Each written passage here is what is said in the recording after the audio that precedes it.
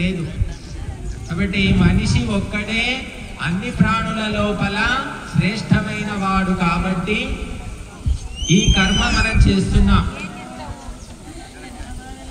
మనిషికి వేదాలు చెప్పినటువంటి ఆయుష్ 100 ఏళ్ళు, అంతకంటే ఎక్కువ కూడా బ్రతకొచ్చు అని వేదాలు చెప్తున్నాయి మనకు. 300 ఏళ్ళు మినిమం.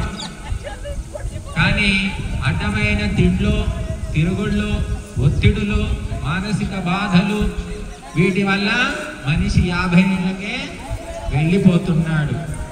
కాబట్టి 16 సంస్కారాలు. మొట్టమొదటిది గర్భాధాన సంస్కారం అంటాం.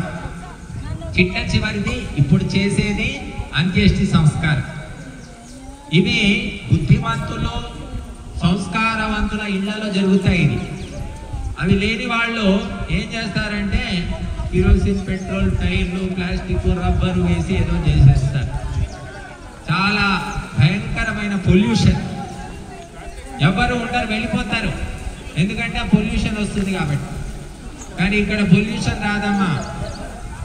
మనము సుగంధ ద్రవ్యాలతో చేస్తున్నాం, వేద మంత్రాలతోటి.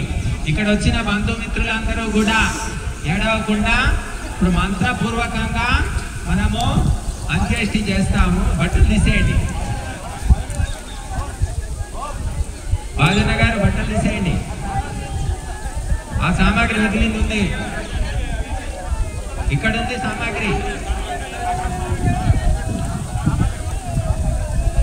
ఆగండి బాబు, కట్టెలు పెట్టకండి. ఒక నిమిషం ఆగండి బాబు, కట్టెలు ఆపండి.